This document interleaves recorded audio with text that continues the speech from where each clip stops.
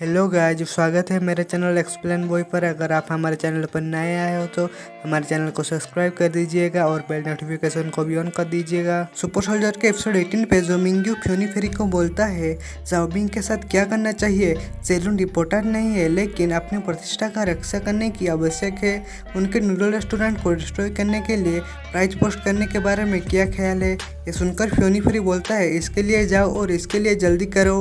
उसके बाद scene shift होता है और हम जाओ बिंग को देखते हैं जो कि गाड़ी चला रहा होता है। जाओ बिंग को आंटली का कॉल आता है। आंटली बोलते हैं बिंग जल्दी से नूडल रेस्टोरेंट पर आ जाओ, हम बड़ी मुसीबत में हैं। जाओ बिंग बोलता है मैं जाओ को मेडिकल एग्जामिनेशन के लिए हॉस्पिटल ले आया। आंटली क्या हुआ, क्या गलत हुआ है। आंटली बोलती है हमारे नूडल रेस्टोरेंट को एक बड़े ग्रुप में गैंगस्टर ने घेर लिया है और मुझे नहीं पता कि वो लोग कहाँ से आ रहे हैं। ऐसा लगता है कि वो लोग हमारे दुकान को तोड़ने वाले हैं। जाओ बिंग ये सुनकर बोलता है मुझे पता है कि मैं वहाँ आधे घंटे में पहुँच जाऊँगा।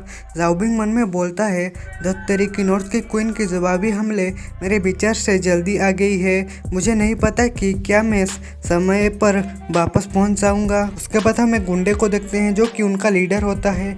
वो बोलता है चेयर अप दोस्तों, चलो इस दुकान को तोड़ते हैं और जो कुछ भी मिलेगा सब कुछ लूट लेते हैं, हमको एक बड़ा इनाम मिलेगा, चलो इसे तोड़ते हैं। उसके बाद वो सब गुंडे रेस्टोरेंट को तोड़ने जाते हैं। वो लोग जैसे ही घुसते हैं वहाँ पर कोई उनको मारते हुए वापस बाहर निकाल देता है।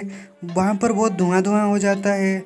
वो डॉम्फेड होता है। वो बोलता है मेरे ब्रदर की दुकान को तोड़ने की तुम्हारी हिम्मत कैसे हुई, क्या तुम यहाँ मौत के खोजने के लिए आए हो। वो गुंडे का लीडर जो कि डॉम्फेड को देखकर पूरी तरह से डर चुका होता है, वो लीडर बोलता है ये आदमी बहुत हार्ड है, चलो सब मिलकर इसके ऊपर अटैक करते हैं। उसके बाद वो लोग डॉम्फेड के ऊपर अटैक कर देते हैं। एक बंदा बोलता है ये लो मेरा शक्तिशाली पैर, और एक बंदा बोलता है मेरे हाथ में एक ईंटा है, और एक बंदा जो कि उनका लीडर होता है वो बेसबॉल बैट लेकर उसके ऊपर अटैक करता है और वो बोलता है मेरी सख्त स्टिक ले लो। डॉम्फेड बोलता है जब तक मैं हार नहीं जाता तब तक तुम अंदर नहीं जा सकते। वो लीडर उसको बैट से मारता है लेकिन उसकी बैट बैंड हो जाता है और वो डॉम्फेड उसको एक घुमा के मुक्का मारता है। वो उड़कर जाकर गिर जाता है। वो दोनों बंदे डॉम्फेड के ऊपर अटैक कर देते हैं और डॉम्फेड को कुछ भी नहीं होता। वो बंदे खुश हो जाता है और वो बोलता है मैंने उसे सही जगह पर मारा है, हम देखते हैं कि क्या तुम फिर से खड़े हो सकते हो। डॉम्फेड को गुस्सा आता है और वो बंदे के सर को पकड़कर घुमा के फेंक देता है। वहाँ पर जाओ बिंग आ जाता है और वो देखता है कि वहाँ पर पूरा धुआं हो जाता है। जाओ बिंग बोलता है क्या तुम फाइट कर रहे हो, ऐसा है कि मुझे बहुत देर नहीं हुई है। डॉम्फेड वो गुंडे को पीट रहा होता है। वो जाओ बिंग को देखकर खुश हो जाता है और वो बोलता है ब्रदर बिंग आप वापस आ गए हो। जाओ बिंग बोलता है अच्छा काम किया डॉम्फेड, मैं तुम्हें बाद में रिवार्ड दूंगा। उसके बाद जाओ बिंग आंटली के पास आता है और वो बोलता है आंटली क्या आप ठीक हैं। आंटली बोलता है मैं ठीक हूँ, डॉम्फेड के वजह से हमारे दुकान को तोड़ा नहीं गया। उसके बाद जाओ बिंग बोलता है ये शायद इसलिए है क्योंकि हमारे बिजनेस हाल ही में बहुत अच्छा चल रहा है, इसलिए हम आसपास के गैंगस्टर को टारगेट बन गए हैं। जाओ बिंग बेई को कॉल करता है और वो बोलता है बेई मैं नूडल रेस्टोरेंट में हूँ, काम पूरा हो जाने पर जल्दी से नूडल रेस्टोरेंट पे आ जाओ, कुछ डिस्कस करना है। बेई बोलता है ठीक है मैं रास्ते पर हूँ। उसके बाद वहाँ पर बेई आ जाता है और वो चारों बैठ जाते हैं। जाओ बिंग बोलता है कल की घटना के कारण अगले दरवाजे के मालिक चला गया था, मैंने उसके साथ एक कॉन्ट्रैक्ट पर साइन किया है और उसे बगल में स्टोर पहले से ही मेरा है, इसलिए स्टोर के बाजू में कोई समस्या नहीं होगा। तो सबसे इम्पोर्टेंट बात नॉर्थ की क्वीन के खतरे के सॉल्व करना है। बेई बोलता है मैंने नॉर्थ की क्वीन पर कुछ रिसर्च किया है। नॉर्थ डिस्ट्रिक्ट में गैंगस्टर की चीफ जियांगचिंग जो कि बहुत लोगों को नियंत्रित करता है, वो आमतौर पर नॉर्थ पैलेस में रहता है। शहर की चारों दिशाओं में चार पैलेस हैं जो कि 4 अलग अलग क्वीन के हैं। उनको कहा जाता है east palace, west palace, south palace और नॉर्थ पैलेस।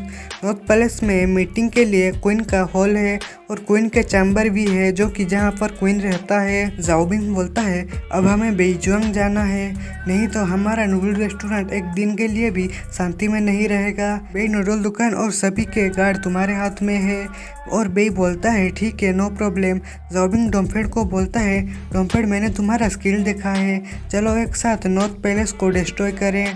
डॉम्फेड बोलता है ग्रेट, मुझे दूसरों से फाइट करने के लिए बहुत पसंद है, मैं पहले से ही और अधिक से लड़ना चाहता था, जाओबिंग बोलता है अब जब तुम मुझ पर षड्यंत्र रचे हो नॉर्थ की क्वीन, मैं तुम्हें तुम्हारे वास्तविक शांति के सामना करूंगा और तुम्हारा पैलेस को डिस्ट्रॉय कर दूंगा। उसके बाद सीन शिफ्ट होता है और हम नॉर्थ की पैलेस को देखते हैं।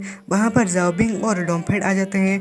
डोमफेड बोलता है वाओ ये कितना सुंदर लग रहा है।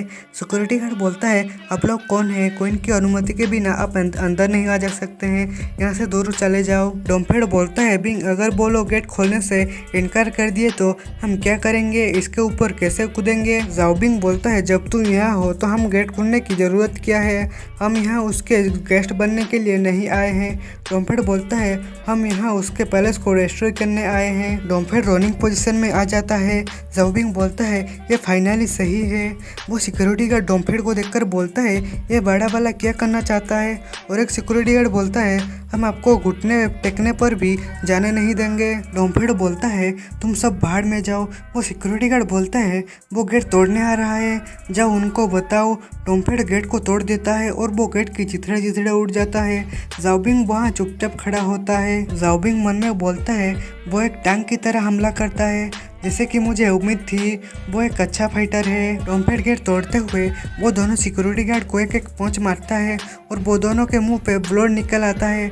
वो दोनों बंदे मन में सोचते हैं कि ये आदमी कितना पावरफुल है। जाओबिंग पेड़ के दरख्त को पकड़ता है और वो बोलता है गुड जॉब डोमफेड, और इस जगह को हमेशा के लिए फाड़ दें। उसके बाद वो दोनों वो जगह को डिस्ट्रॉय करने लगते हैं। जाओबिंग पेड़ से घर को सारे पिलर को तोड़ देता है और वो डोमफेड सभी पिलर को मुक्के मार के तोड़ रहा होता है। उसके बाद जाओबिंग बोलता है ये अजीब है, इतने सारे लोग यहाँ पर क्यों नहीं हैं। पीछे से उसके ऊपर सिगरेट वेपन से अटैक होता है। जाओबिंग अपने हाथ को आगे कर देता है और वो सिगरेट वेपन जाओबिंग के हाथ में लग जाता है। जाओबिंग बोलता है क्या क्वीन हो तुम, केवल सिगरेट वेपन में अच्छी हो। सीन शिफ्ट होता है और हम फ्योनी फेरी, जेलन और जोमिंग्यू को देखते हैं जो कि वहाँ पर जाओबिंग को ऊपर नजर रखे होते हैं। जेलन बोलता है फेरी क्या तुम उसे ऐसे करते हुए देखना चाहोगे। फ्योनी फेरी बोलता है फिर तुम क्या चाहते हो, क्या वो व्यक्ति बहुत शक्तिशाली नहीं है, उसके पास एक अच्छा सहायक है। जेलन बोलता है हम उसे सिर्फ एक गोंद से मार सकते हैं, अच्छे फाइटर भी एक गोली से नहीं टिक पाएंगे, उसका जान भी जा सकता है। फ्योनी फेरी बोलता है तुम्हारा ओपिनियन क्या है जोमिंग्यू। जोमिंग्यू बोलता है उसे मारने में 60% कॉन्फिडेंस हूँ, शायद बढ़ाई अधिक हो सकती है क्योंकि हम अपने टेरिटोरी में हैं। लेटेस्ट न्यूज़ के अनुसार जेलन मूर्तियाँ जीवित हो सकता है, यदि वो मर जाता है तो जे फैमिली के साथ हमारा सहयोग अमान्य होता है।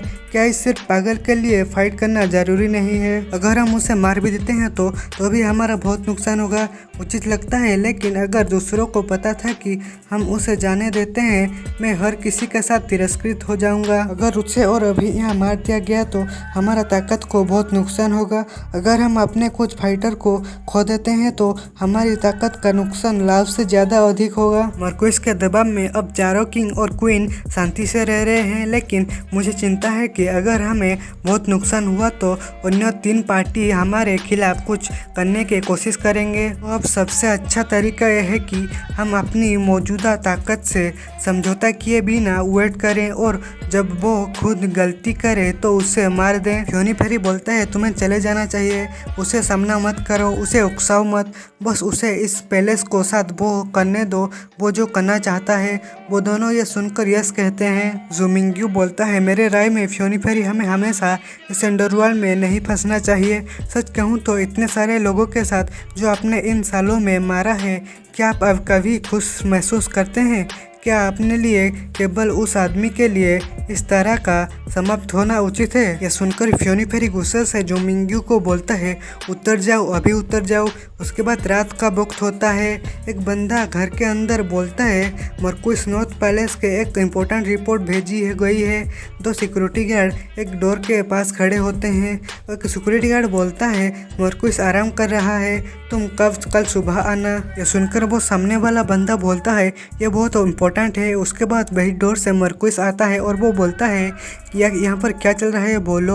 सुबह हो जाता है और वो किसी चिल्लाने की आवाज़ आता है। उसके बाद जाओबिंग एक घर के ऊपर खड़ा होता है और वो डोमफेड बोलता है पूरी रात हो गई है, मैं थक गया हूँ, फिर भी किसी ने अपने मुंह नहीं दिखाया। जाओबिंग बोलता है मैंने उसे अधिक महत्व दे दिया है, फिर मुझे अत्यधिक काम करने के लिए दोष मत दो। चलो इस जगह को पूरी तरह से जला देते हैं, देखते हैं कि क्या वो लोग इस बार भी चुप कर रह सकेंगे। जाओबिंग के पीछे से दो आदमी आ रहे होते हैं। एक आदमी बोलता है, मेरे छोटे दोस्त, इस गुस्से में होने की कोई ज़रूरत नहीं है।